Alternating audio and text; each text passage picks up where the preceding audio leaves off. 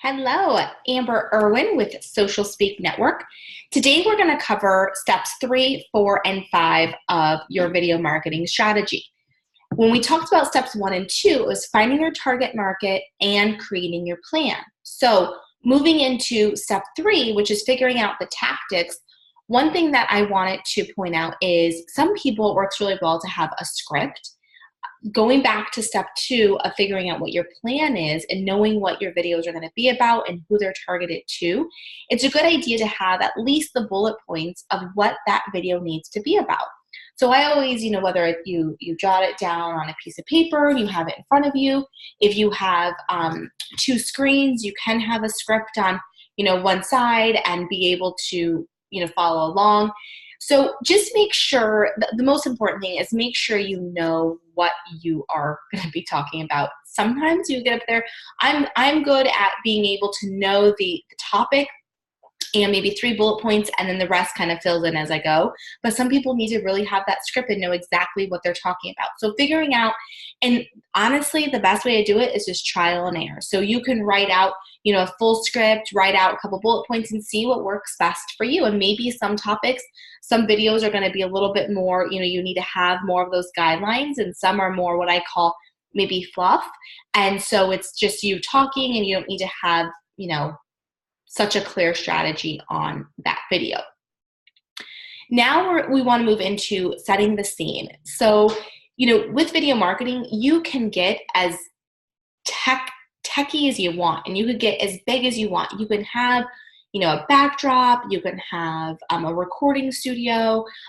We know lots of people that have turned, a third bedroom into a recording studio, or they have an office, or they go to a studio, and that's awesome. And if I could do that, I totally would.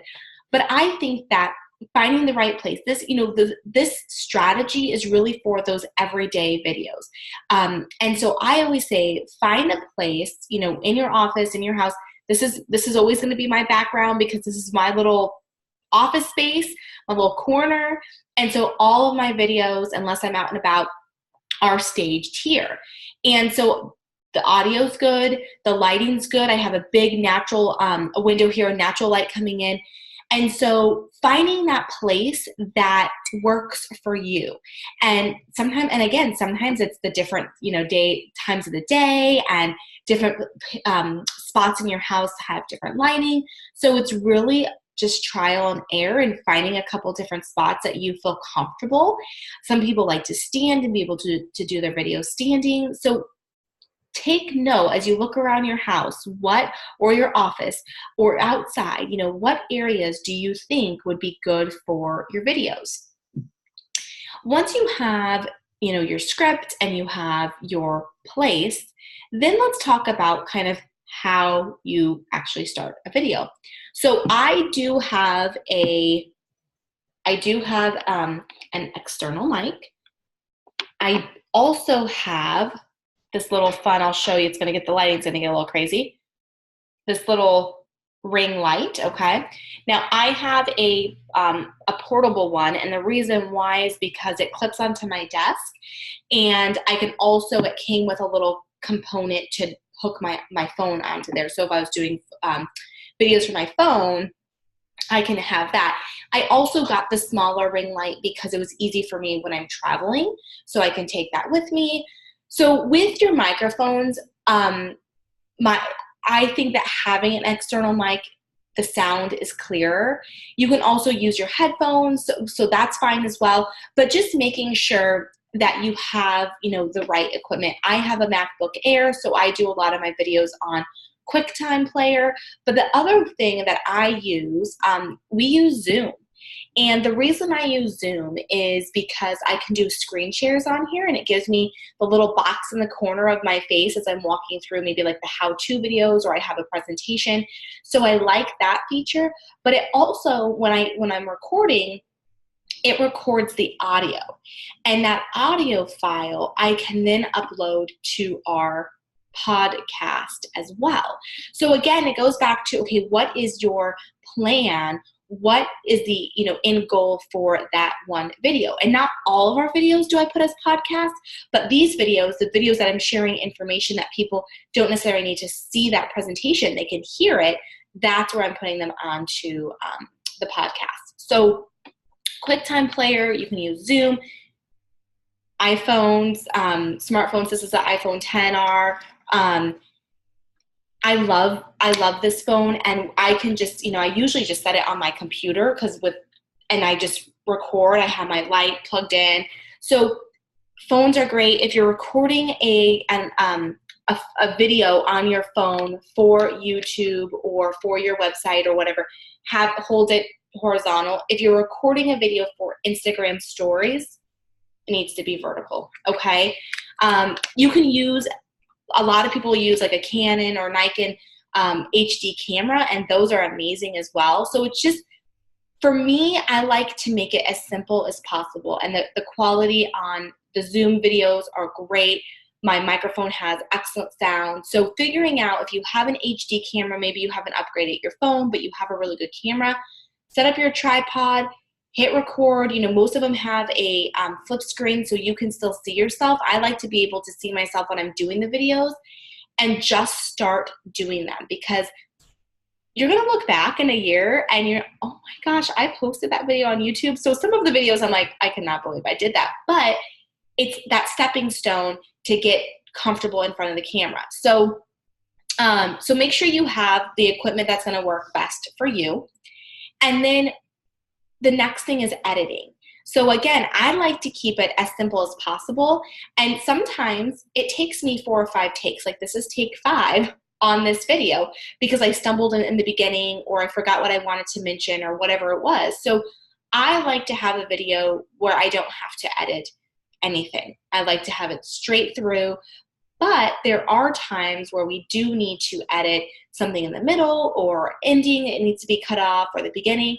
And so YouTube has an editor. You can use iMovie if you have any Apple product. Movie Maker if you have a PC. There's Adobe Premiere Elements. They have a video editing software. So again, you can hire somebody to edit your videos, to put on like an intro, which is always a great idea as well. That's something that we're actually working on right now. That's just kind of like an intro slide to who we are and then what type of videos we're doing.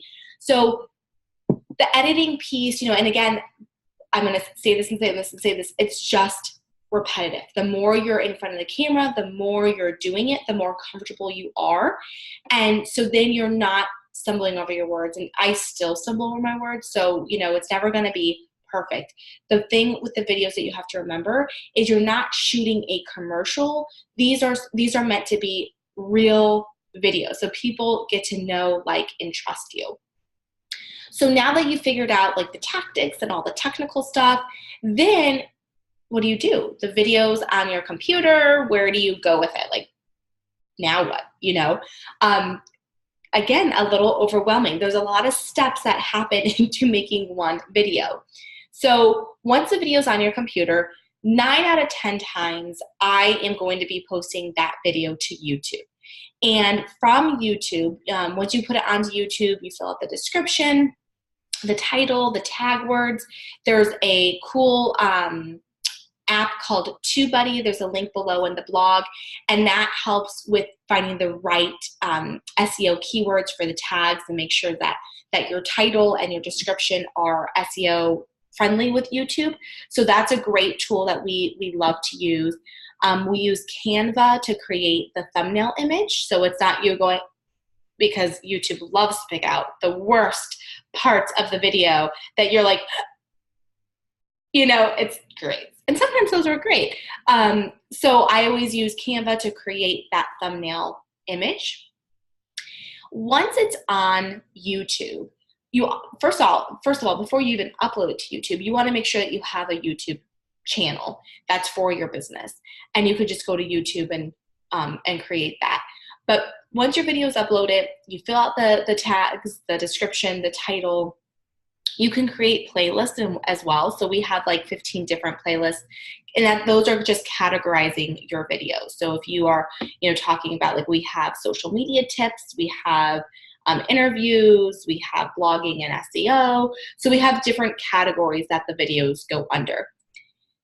Then what we want to do is, once that video is on YouTube, you can take that link and you can then put it out to LinkedIn, you can put it out to Facebook, and you can take the HTML code that YouTube automatically creates for you, and that's what you can use to insert these videos onto a blog post. This is how I was able to insert this video into this blog post.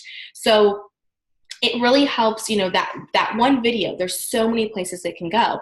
And when you have the video on your computer, you can still just upload that video right into Facebook as well. So you don't have to use YouTube. Facebook likes when videos are uploaded directly into their system rather than using like a YouTube link. So you can do it either way. So once it's on YouTube, now it stores on YouTube forever, but some people, video starts to take up a lot of space on your computer. So some people will use like an external system to store the videos. So once they're on your computer, they move them up into, there's a Vimeo, Dropbox, the cloud. So just so it's not taking up space on your actual computer. So finding some type of a storage software that your videos can be uploaded to after that. So step 3, figuring out the tactics. Step 4 is then uploading the video and what to do with it. The final step, step 5, is tracking your results and analyzing what videos are working. And this is great to if you have in your description, if you're putting links back to your website. There's a lot in YouTube that you can do, and TubeBuddy will show you this too. You can have like an info card that links them to somewhere on your website, or an offer. There is the in slide that says, subscribe to my channel or watch this video. So TubeBuddy helps really grow your YouTube traffic organically.